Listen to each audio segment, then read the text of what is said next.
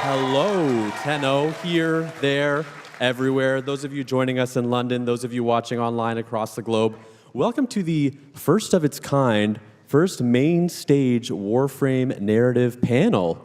Can we pop off for that? Yeah, we can do a little pop off. My name is Corey Van Den Hoogenband. I'm a community manager here at DE. Today I'm your host / moderator for a 50-ish minute presentation going over the lore of Warframe, the universe, the quests, the characters. But let's be real, you're not here for me, you're here for the panelists. This is the dream group of people. If you were going to be talking Warframe, you'd want this couch. So without further ado, let me introduce them to you. I am joined by Warframe's lead writer, the keeper of knowledge, the void tongue specialist, Adrian Bott. Hey, Tenno.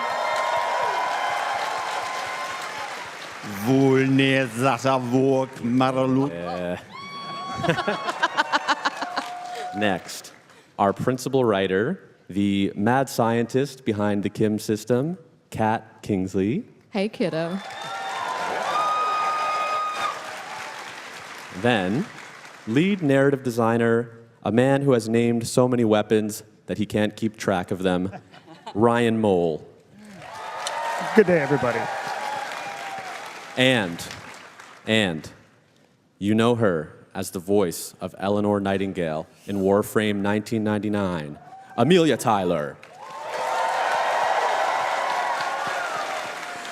Well, hello, darlings. So, the aim of the panel today is really twofold. Of course, first, it's going to be a deep dive into the universe of Warframe, the characters, the quests, but also for anyone out there who is maybe an aspiring creator or storyteller, we'd like to kind of offer an insight into the craft of writing, but also recording, acting, directing, as it's all intertwined.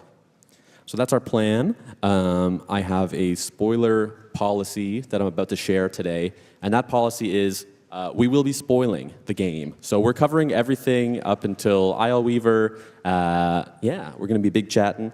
Let's see. I'm going to start by asking you about characters. And because we have Amelia here, of course, I want to talk about Warframe 1999. We debuted the Hex at TennoCon 2024. And that update had the largest kind of cast of ensemble characters we ever brought to a Warframe update. So I just want to ask in general, what was it like delivering that cast? Frankly, amazing. But one of the things that we wanted to make sure of was that when the player arrives on the scene, the sort of status quo between the members of the Hex is very much established and intense. So we did a lot of work into setting up the relationships, the grudges, the attitudes, all of that kind of history that they had between them, so that when the player kind of turns up on the scene, there was a kind of powder keg ready to explode. But we did a lot of that kind of detailing of who the characters were by using a technique that I picked up from a guy called Andrew Ellard, who is an advisor on scripts in the UK. He worked as a Red Dwarf consultant, amongst other things. And love Red Dwarf, Smeg. Yep. But one of the things that you do, which seems kind of counterintuitive, is you don't kind of start out by detailing who is the character in themselves. You describe them from the point of view of the other characters. So it's not like necessarily who is Arthur, but what does Owie have to say about Arthur? What does Quincy have to say about Arthur?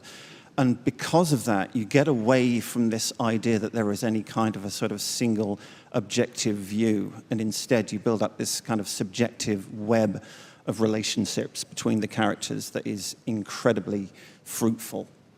And that really, really helped us. I mean, the design of who the Hex were going to be kind of began at the concept art level with the astounding art that we saw. We didn't initially know which Warframes are going to be proto-framed. And so we kind of learned as we went along, and their background kind of filled itself in as well. But it really also helped intensely when they were cast. I mean, I remember when Arthur was first introduced, Reb and I had a discussion about him and came up with the kind of key phrase of a paladin in Kevlar. And he existed as a concept, but then when we heard Ben Starr delivering the dialogue from Whispers in the Walls, and we heard that sort of gritty warmth and exhaustion come through. I instantly knew a lot more about the guy, what he'd been through, and all of that. Well, we also have, yeah. So again, the voice behind one of those characters is here with us, Amelia. What can you tell us about your journey with Warframe and with Eleanor? Oh, God. I didn't know it was for Warframe when I first got the audition, so I got the audition sides. And when you're an actor, it's a death knell to fall in love with a character when you audition for it, because you do a lot of auditions, and more often than not, you won't get the part. So that's, if you fall in love with it, you're doomed. That's the death of self-esteem and joy. And I read this audition brief, and I was like, oh no. Oh no, I'm doomed. Because this is going to be that one where I audition, and it'll be the one that got away, and I'll watch somebody else do it and go, oh. Because she seemed so in depth, and there was a lot of me to it. There's a lot I could identify with, and I was excited about trying to bring that to life. So I sent the audition off, and then was like, didn't hear back. Okay, I'm just going to go cry in a corner. And then I stopped crying because I got an email. It was amazing. But we fleshed the character out a huge amount after that initial audition, and Adrian did such a phenomenal job of writing for my voice. Once we'd done that first recording session, like, it's me, that's me. If anybody's met me at this event, it's not far off, is it? Like, bar the tongue and the brother, that's basically me. So it's at the point where I can sit on my couch, and I have sat on my couch just sight reading the Kim system, and it's effortless because he's captured my voice. It's, you know, I pride myself on my sight reading, but it's not that good. You know, that takes an amazing relationship with writer and director and team as a whole. I think it's very easy to make this kind of thing when you like a character just about the actor, and really, we're just the face of it, we're the voice of it. It's a team effort. It's finding that way of communicating together and building a character collaboratively.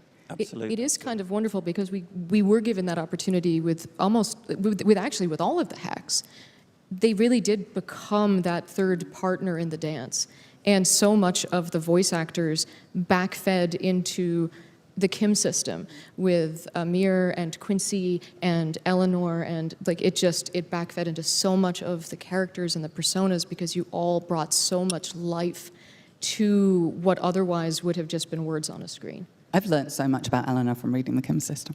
A couple of times I've been like, oh, thank God I got that right. That changes everything. There's always a point when... Sneaky slides. Ryan, Do we jump ahead? Okay. you got something, Ryan? Let's hear it. Yeah, I was going to say that there's always a point in between when we have the writing on the page, but we don't have a voice actor yet. Yeah. And it's a nebulous kind of voice in your head, and you're thinking, oh, it might sound like this or this. And then once you find that person, once you find that actor and that voice, and then you can hear it. And so when we have the auditions, and then maybe we'll do our first voice session, and from that point on, the writing changes. It becomes so much easier because you can hear that person talking to you.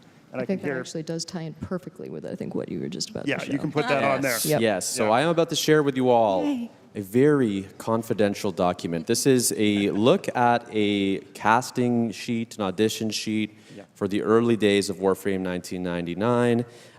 This is what the actors first see, and this is really, I guess, some of the first Eleanor writing that's made its way onto paper, right? Yeah, this is the initial sort of putting together an idea of who Eleanor is from kind of source material in my head. So it's not to say that we are deliberately aiming to sort of imitate tropes that already exist, but it is saying that this is kind of the hinterland behind who the character is in my head. So, it really helps. Oh, good. The Evelyn in The Mummy was really helpful for me because it could have gone too serious. Yeah. That showed that little hint of humor and bisexual nightmare. Well, speaking...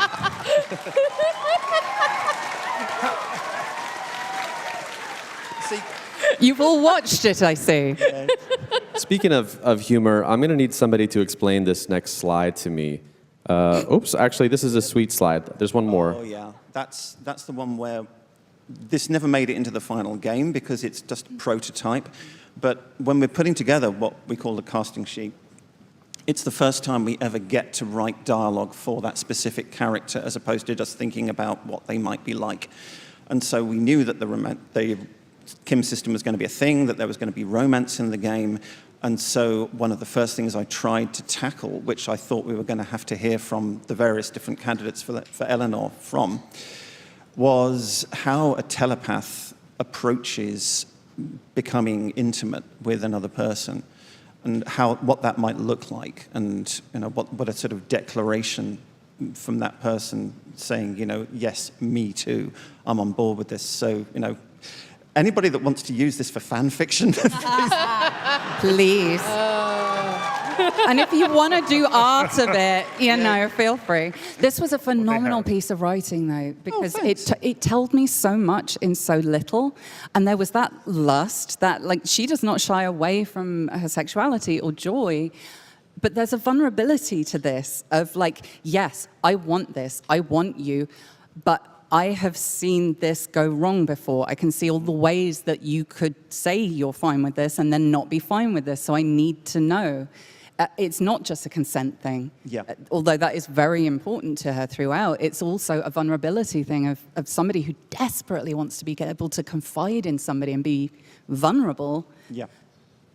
But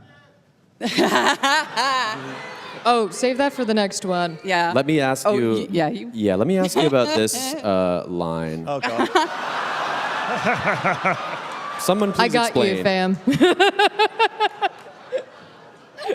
Kat, are you taking this? No, I'm said wait for the next one. They were saying read it. This You want me to read it? Oh, they did, yeah. Do you? Amazing. This is my life now. Okay. So this is mid-battle, right? This is like a kind of trying to get one up on somebody? Kind of. This is me, again. This is what our process was in the booth, actually. It is, yeah. Tell This me. is what would an incredibly potent telepath who is used to thinking outside the box and thinking in unconventional ways, and who absolutely, has this tendency to say exactly what she is thinking. How would she get out of a situation where she was completely unarmed and somebody had a gun on her and the team and was threatening them?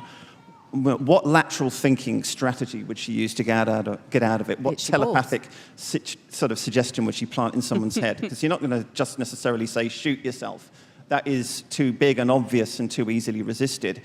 But if you can kind of gently suggest to somebody...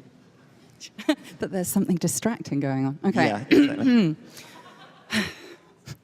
Hold the laughter till the end, please. I have trouble enough doing my job as it is.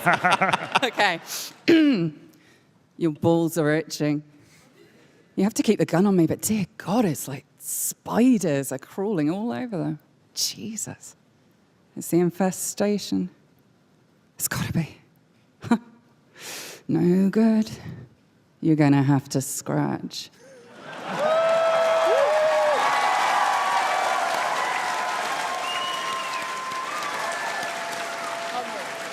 Mark that Incredible. as a take. Thank you. That should have been Incredible. Araxius 4, honestly. So Itchy balls? not too many people know this, but Amelia, you did play 2 characters in Warframe 1999. Let's play a clip.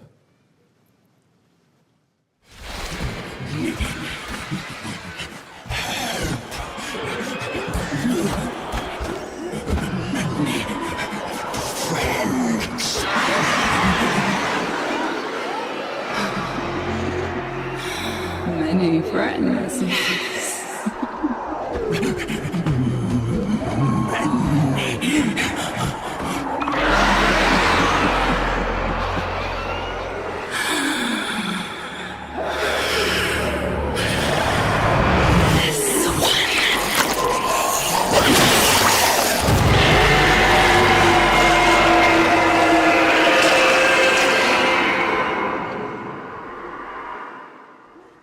So you're both characters in that scene. I am, yeah. What was the story there? Well, I started the recording session. We recorded all of Eleanor's stuff for that batch. And then Adrian went, so, we've got another character in this scene, and we just thought it would be cool if you could do it. We don't know if you can, but we thought we might try it. Would you be up for trying it? Can you do this sort of thing? And I was like, I have never. What, so you're Death Metal Planet of the Apes? Okay, I don't know. Let's see. And if it's crap, don't use it. All right, okay.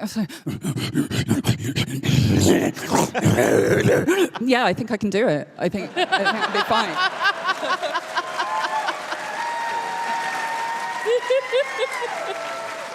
So thank you for helping me learn a new skill that I can't put on my CV. I mean, it was Steve's suggestion. Thank you, Steve. We kind of ran with it. I thought you were going to die. No. I thought you were going to hyperventilate. Yeah, okay, but the prelate did. But I was deeply, deeply worried in that recording session. Well, bless you for thank God caring we made about it me, happen. but I was fine. I have another highly confidential document to share today. This is a world-building Bible. Yeah. Can somebody explain to me what a world-building Bible is? Yeah, so the World Building Bible is a crucial piece of document that we use basically so we can remember what we've done. So this is where we track all of the context and lore to the game, whether or not it even makes it into the game that you guys see. It is everything from legally distinct corporate names to when and how people show up to 1999, to the different seasons and how they work, to people's backstories. Like this is Eleanor's backstory. It's all of her information and how we built her character. And so how she was sort of like built, and it's a living document. So as things are made and edited and changed, because things develop as you're writing a character, we're constantly going in and adding and changing and rewriting and going, oops, well, this fact about how Intrati showed up was, we're going to redact that and change it. And so it's an internal document. It was also used extensively when we did the animation. And so that was used for when we did that. It also has the concept art, which heavily features into how when we were building the Kim system, like the body paint there was used for the Kim systems for, writing that backstory. And so all of that is kept in one place so that people don't have to pore over all of that Kim dialogue or all of the scripts to try and figure out and piece together from some other dialogue or series of fan YouTube videos of what is actually going on, for better or worse. So yeah, that is basically what we try to keep up to date as much as possible for our own sanity, if nothing else. And this is a little bit more of like the background information of how we created Eleanor. And so, for example, you can see that we created things like such as what might seem silly and trite, like a lunch option. Yeah. It's so perfect. That's so perfect for her. It sums her up in food because it like starts out very well-meaning and very healthy, and curiously lack of meat for somebody who kills people with her tongue, and then just gives up at the end and has a flapjack. And that's me, really. That's every day of my life. Because it's like, who are you when no one's looking? Yeah. And that's the way absolutely. to think about a character, is like, what do you do and who are you when no one's paying attention? Exactly. Something like this gives us the interiority of a character and lets us explore who they are through things like, the category you don't see here is, it sounded absolutely ludicrous, but I said, okay, which dog breed would each of the characters be? If they were a dog, stuff like that. And I think there's been fan art of that now, hasn't there? Not of that directly, but other people got to the same place. I kind of want to know, independently. honestly. Tell me. They were later. shockingly accurate. There's also things that don't necessarily make it into the quest, but maybe unwind through the Kim system. There's this character, Christopher. Yeah, so this was interesting to me because, for example, it's amazing how much we can work in after the fact. So Arthur's artwork has the skana with the red bandana tied on it. And for a soldier to carry a sword with a big red flag on it is a giant shoot me sign. And Arthur's a very military, serious down-to-earth, brass tacks kind of guy. So that had to be incredibly emotionally important to him. So we worked together on how this could be woven into his story. And so Arthur had one half of it, and then Eleanor had the other half of it. And it became this sort of amazing thing that you can unlock between the two characters' Kim systems. And it just became this like amazing way to like intrinsically have this. And this is, again, something that's all kept within that world building Bible. Right on. I think it's time to talk romance and more about the Kim system. So we've talked about, oh, here we go, yeah. We can chat over this clip. We've talked about on dev streams the book's worth of dialogue that went into 1999. How on earth did y'all handle this? Well, okay, so the stats that we've recently, well, is it, yeah, no, not yet. Yeah, we'll come back to the stats. Okay. How did we handle it? One spaghetti noodle at a time. So branching dialogue is a lot. It is a exponential curve, and it is so much fun though. And I think about it as sort of unwrapping an onion. People are like an onion. You know them in layers. And it was interesting because Warframe's syndicate system was very easy to sort of piggyback off of and automatically think about it as, okay, so every time you rank up with these characters, you're getting a little bit deeper into their personality, and you're getting deeper into the groove with them, and you're sort of going further into their stories. But the characters are just so deep and rich and interesting. And as we got to work more with the voice actors, and they brought so much life to it, they were just so rich and interesting and amazing to work with. And I'm just so honored to be able to have like brought so much life to them.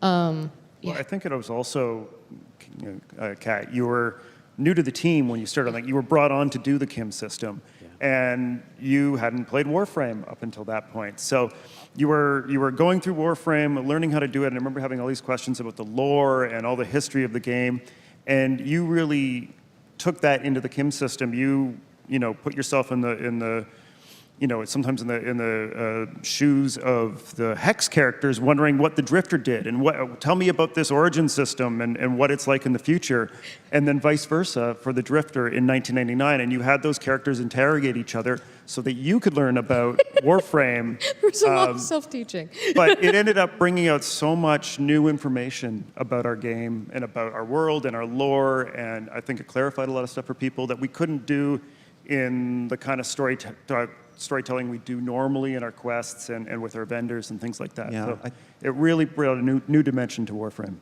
I think it's fair to say that Warframe has a lot of unreliable narrators of one kind or another.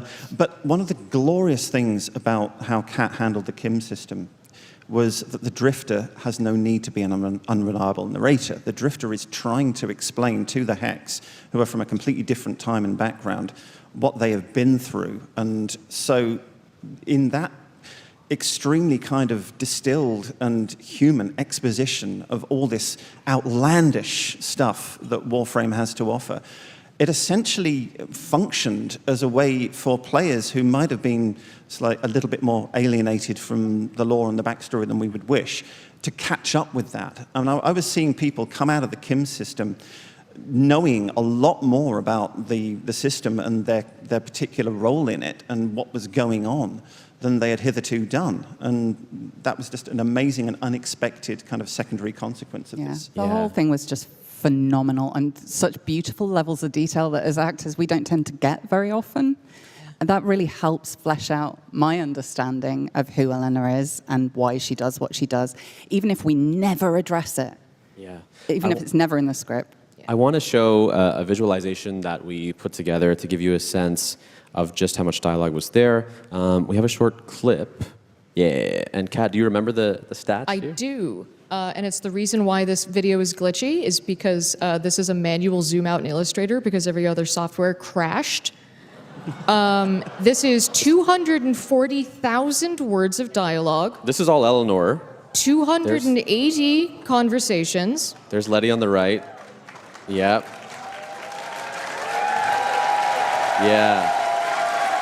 Yeah. And 16,000 strings. That's right. So this is everything that is currently in the game. That is the Kim system visually represented. And yes, it crashed every single thing. Wait, why is it moving? Did we check with Reb? Is this cool? Are we... Spoiler policy, spoiler policy. Spoiler policy. Kat, explain. That is right. There are going to be 3 new proto-frames.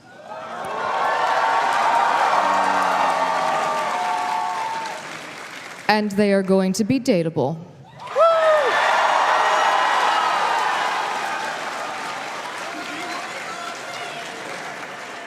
And you're going to meet 2 of them tonight.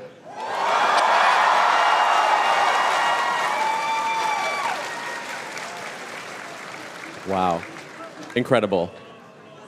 We're going to move on to quests, but I know, Kat, you wanted to say one last thing about the Kim system before we move on to quests. So I was hired on to do this primarily.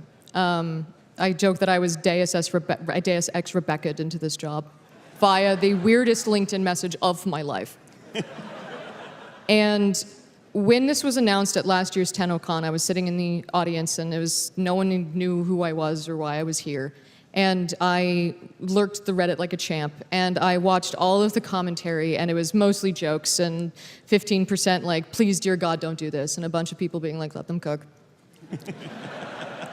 And when it came out, though, the community embraced it with an open mind and met it on an open playing field.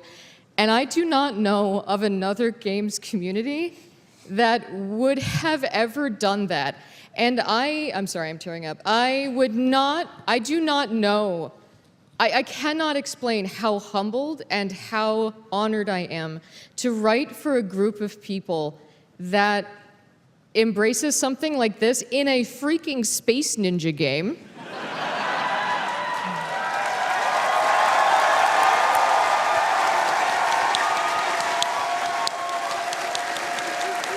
You rock. I will write for you all till the heat death of the universe until I'm able. Cut. Thank you all. You rock. You're the best. All right, let's... Love you too. Peace and love. I want to talk about quests, sort of a big retrospective about our existing quests, what came before. But I want to ask, how do you balance answering some questions while leaving others unanswered for future storylines? Well, a lot of what we do in a given quest is very much a Rebecca-level decision, because we get to tell the story, but we do not steer the ship. So how much is revealed is, kind of fundamentally down to the creative director to say. That said, I think it's fair to say that we always need to leave the players, certainly on something like a main quest chunk, knowing more when they come out than they did when they went in. We've always got to keep incrementally kind of pushing the knowledge boat up the river.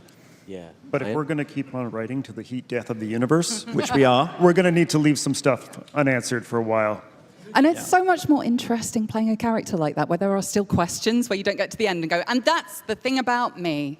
Exactly. So I guess we don't need to be friends anymore. You know it all. It's so much juicier to have questions. Absolutely. I mean, we try to kind of charge up the polls of unanswered questions and possible interactions and let that charge build and let players' imagination kind of anticipate where it might be going. Because if we answered all the questions every time, you'd have nothing to write fan fiction about.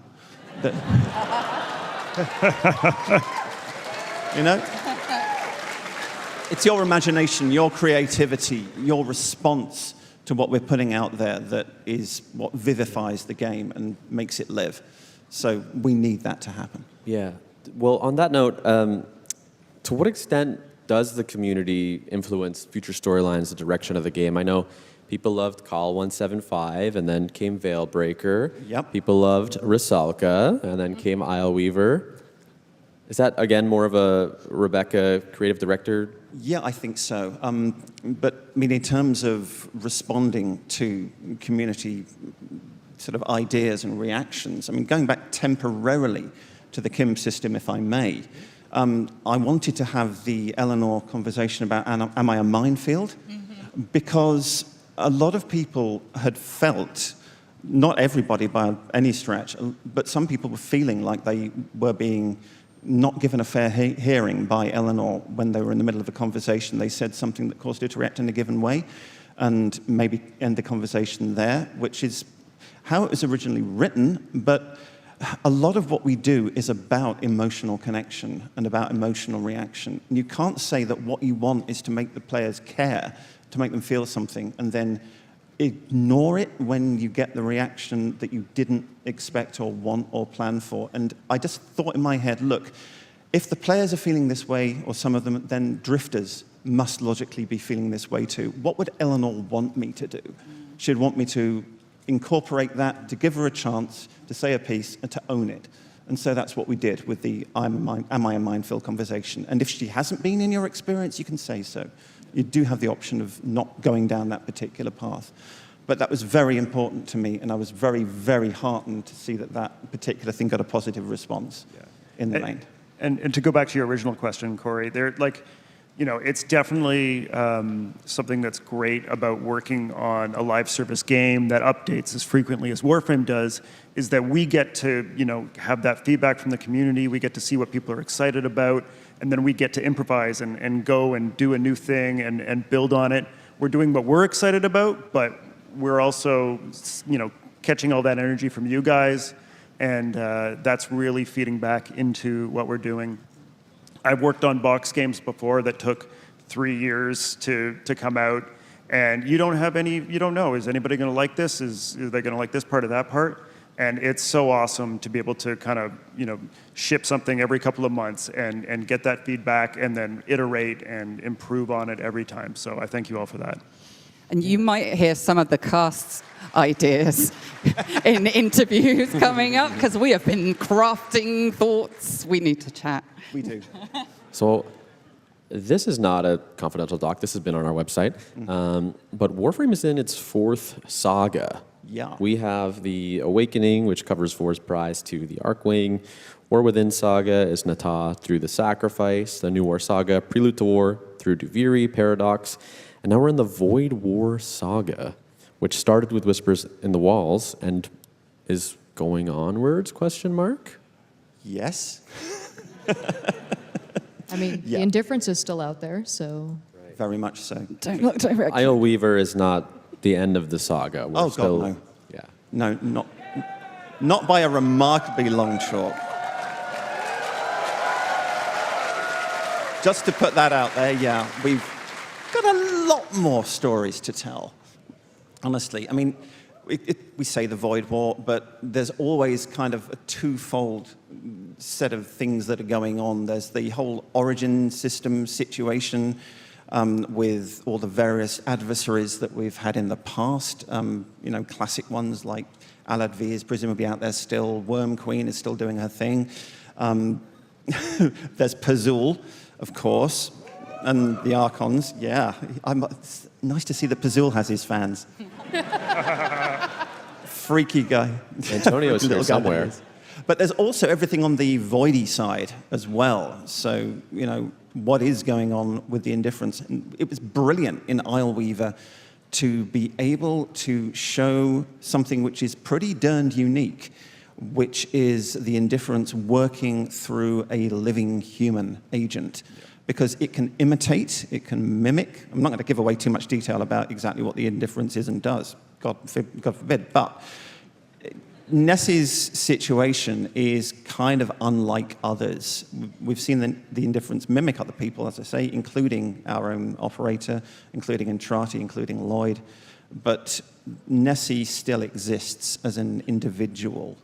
And I think it's allowable to say that despite Eleanor's fingers mentally having gone through Nessie's skull like wet chipboard, I think Love that line. Thank you. She is still there somewhere, I think personally. Right on. So you sort of answered this already, but the Void War Saga is ongoing. Listen, I'm not here to get anybody in trouble. But is whatever we see at Slow down, Tenno Corey. Live a continuation of the Void War saga, a I new can't arc? possibly speak to how it fits in, but it will, I think, seem like a natural and obvious continuation, Cool. he said awkwardly. Is there any one quest or bit of story that you think is like important table setting for where we're going next? I don't know that I can say, okay, in the next hour and a half, rush out, play these particular quests and come back, because people wouldn't necessarily have time to do that. No, again, I can't really give anything away about that, but I would say maybe brush up on old lore. Hunhau's line, "We severed worlds," and the implication thereof. There you go. We got something. Do I keep my job? Help. All will be revealed. Anything else? I know we're in like dangerous territory, so I can move on if we don't want to talk any more quests. We can go talk about universe. Let's talk about universe. Let's do it. So I want to ask, what are the core principles, key tenets of writing for Warframe? So I'll give an example. I work on the TennoCon program, and we have this line, Cass has this line, which is weird first, cool second. Do you have any similar philosophy? Weird first, cool second. Yeah. No, that's we don't say that, but that kind of sums up how we think about it as well. Totally. Yeah. One of the guiding tenets we got handed to us, down to us from Steve was drive it like you stole it. Yes. Really, like he literally said that if it doesn't feel like it's dangerous, you're not pushing hard enough. And that's reflected a little bit in the way of writing Lizzie. I was like, oh no, I've created another Eldritch god in a form of an infested guitar. Okay. As you do. Cool. Roll with it. And I remember we were going through this, and he's like, are we writing checks we're going to have to cash? And I was like, yeah, but it's fun. And another one was about making sure that through these giant, enormous space epics, where it would be so easy to lose yourself in just blowing up spaceships and just the enormity of it all, that we never lose that sense of human connection and the human story behind it, and that we are experiencing these through that deeper connection between people, because that's where you get these immense stories and that what really resonates with people. Totally. I mean, I'm a lore nerd. I love it. I can obsess about it for weeks and happily to engage anybody in conversation about lore until the sun goes down. But one of the pieces of feedback that I got from Steve while doing quest design, which was extremely important to me, and because I want to explain everything, I want to make sure that the player understands entirely what's going on. And Steve's kind of one-line response was more Kirk, less Spock. It's focus on the human connection, on the emotional impact, and make me care, and do not stress so much about getting everything to join up precisely. I mean, I'm very British in the way I approach things, and Kat's very much more American. I'm sorry, you're British? Yeah, sorry. Oh God, I'm so sorry. I didn't mean to be. When? Oh my God. But This whole time. Sorry. case in point, I kind of fret about, is everything buttoned up right and everything in place and everything protocolically correct, and Kat is like, woohoo, bang! Yeah. Screw it, let's drive it like we stole it. And so, the team really kind of vibes well with one another in that regard. Yeah. We all bring something to the table. And there's another thing that Steve, especially in the early days, would say about our game when we were a much smaller studio, where we didn't have the resources to do the kind of animation and big stuff, is that, when the other games are going big, when they're going bombastic, we're going to go small, we're going to go human, and we're going to tell real interesting stories that grab you and bring you in. And I think that's what we've done every time. And even though now we do have all those resources, we still want to tell the small, intimate stories, but in a big setting.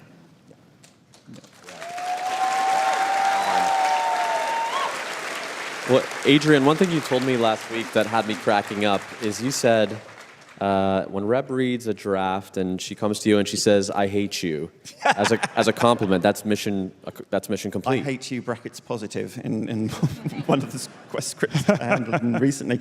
It sounds awful to say it, but my kind of job description is making Reb in the first instance, because all writers have got a person that they write for in the first instance, their kind of audience, and so Reb is kind of mine.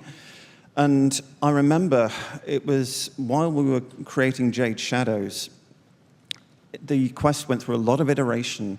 It ended up being very stalker-focused, which is totally understandable, and there were some incredibly emotionally impactful kind of moments in that quest. But we had a lot of backstory and a lot of sort of stuff about how the Stalker Jade situation came to be that wasn't able to get showcased in the quest itself. And I wrote the Jade's Promise texts that are on the feathers in the relay that serve as a kind of memorial in a kind of blinding gush, because it was necessary to tell the story, in my view. I wanted her side of things to be heard. And I kind of sent this to Reb on spec one morning, and I said, I really want to do this. And she sent back, in all capitals, Adrian, I'm crying and I can't stop.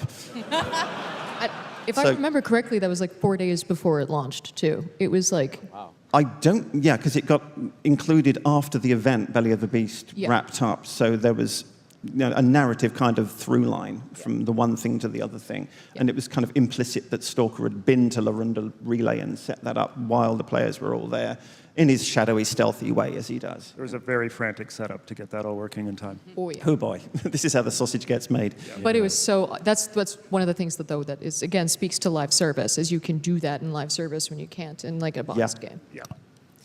Totally. So we, good. No, just saying that, getting a response like "I hate you" is a positive thing, because if I leave people indifferent, Be English. If we're not insulting you, we don't like you. yeah, exactly. If we're polite, that's when you worry. So there's 12, 13-ish years of world building at this point. Yeah. How are we keeping it all together? Are you doing okay? Yes. Oh. Yeah, I mean, we do our level best, and we really I personally enjoy, I think I speak for the team here, paying off stuff that's been baking for a long-ass time, so there was stuff in Jade Shadows that referred back to the very earliest sort of Stalker lore as well. Yep. Any time we can refer back to something that's been around for a hell of a long time and make players go, is that? Then, yeah. Yeah, well, we're a little ahead of schedule. There was the Grandma's Nabarus story, right? Yeah, well, Grandma's Nabarus tale, yeah. I mean, to start with, how the first couple of Nabarus stories, it was just basically like she popped up behind me and said, do you know, darling, I've got a very terrible story. And would you care to write it down for me? Because once, it's like Ryan said, once an actor has been cast and you know their voice, they start talking inside your head. And often it's not so much writing as taking dictation. So that's exactly what happened. But people wonder sometimes, do we kind of leave little Easter eggs in the game, in the text, in the VO? Yes, oh hell, we do. Lots of it. And one of my favorite little points is in the very first Nabarus spooky story, where grandmother is talking about the silent girl and says, with a little laugh, she skated away. And that one word, skated, carries a hell of a lot of weight. So I'll say no more than that. But Yeah, rock on. Can I tell I've got a fun Easter egg. Sure, let's hear it. This is a double Easter egg. And this one is, the expansion content for the Hex that came out with Isleweaver. Everybody thinks that I'm put in an Easter egg for Quincy, where he is talking about Amir voicing the legally distinct Super Bruno's Brothers cabinet. However, this is a double Easter egg.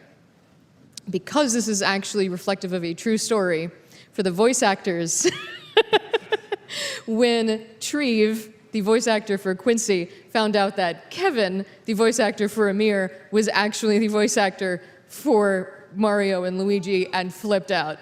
Where are you guys? And like actually freaked out in the cab. And I heard this from our community person, Tatum, who was in, our PR, who was in the cab, and he told this to me, and I was like, I am writing this into the game immediately.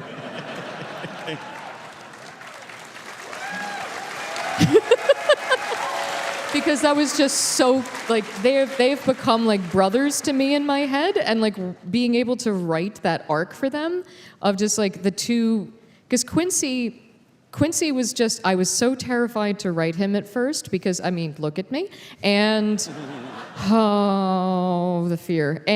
But once I could hear him in my head, he just became the most joyful person, and he became another persona that I could just, like, he just takes over. And all of his dialogue in the original Hex was written in 9 days in that Kim system. And it just took over. He was just like, hey, I'm here now. You're just gonna sit there and deal with it. And it was such a joy. It was just a joy and an honor to be able to write for that character. That's the collaboration, right? Yeah, and Treve has so much to thank for that. Yeah. Because I watched his recording sessions, I would listen to him talk, I would listen to his feedback on the multicultural London English and how that would be used and how that would factor into that culture. And I was just sitting there and I'm like, please give me more, please give me more. And I would listen to every single one of his recording sessions, and I was like off camera and muted, and I would be writing while he was talking. And I would listen to every single one, and I was literally just absorbing Treve the entire time. And that became so much of Quincy himself. But that's so important, especially for characters like that. That's a side of life that is not represented authentically in video games enough, honestly. And it's so cool to see people embracing those authentic voices and wanting to learn to bring those to life, rather than assuming what they are and just giving someone a script, you know? Yeah. Yeah, and he's such a warm, deliciously complicated character as a result, because Treve's got that warmth. Like, he's a human hug. Yeah. He is, and I love him. And Love you, Yep. Yes, Yeah. it's Well, they're- such a wonderful. Yeah, shout out Treve. Okay, yeah, let's do it. Treve! I think also this was his first video game credit. Yeah. I think so. Yeah, he's never done a video game before this, I believe. And he just rocked it, absolutely rocked it. Yeah. Real quick, there's times I wanted to ask, like, what needs lore and what doesn't. Obviously, we're working on a live service video game. For instance, Kat, we were talking about how if you walk up to Arthur as Arthur, there's not like a special line. So can you tell me about that, like, decision-making process? If you react to every situation, you'll never stop, and then the game will just be 17 gigabytes or 17,000 gigabytes. So at a certain point, you just have to lampshade it and just be like, no, sorry, we're not going to have Arthur react to you wearing Arthur, talking to Arthur. So at some point, you just have to assume the mechanics of it, and just say, it's a game, sorry. At some point, there is that fourth wall break. But it's that exponential curve. When there's a point of diminishing return, and you just have to sort of decide where that percentage point is from just a mechanical standpoint, and decide where we can just sort of go, there. There's also just only so much time. Yeah. How fast we're releasing things. You know, a lot of what we do and we don't do is what do we have time for? And, you know, we try to do as much as we possibly can in the time we have, and what is the best bang for the buck. Yeah. And sometimes those little tiny Easter eggs, it's like, that would be cool, but it's not going to move the needle the way doing something, you know, that's going to be, everybody's going to see. Yeah. It's going to do it. Speaking of time, we do have to wrap very, very soon. Ryan, I know you had something you wanted to say. Yeah, I really just want to say, I think from the bottom of my heart, and from probably everybody else at DE, I just want to thank all the Tenno here and at home for your support on this game over the last 13 years. We couldn't make this weird and wonderful game and keep on making it weirder and different and better without you guys. As long as you're here, we're here. So please, thank you. Thank you so much. Thank you. Thank you so much. I wonder what might, yeah, you got this, Adrian. What might, well, Just to close, what do you think Eleanor would say to the Tenno here assembled if she was here in person? Well, obviously, she's going inside their minds, so let's see what you are all thinking. I can hear one word reverberating through all your minds about where you're going. So maybe you should think about where you've been. that's our panel. Thank you so much, Tenno. We have to wrap. See you at Tenno Live.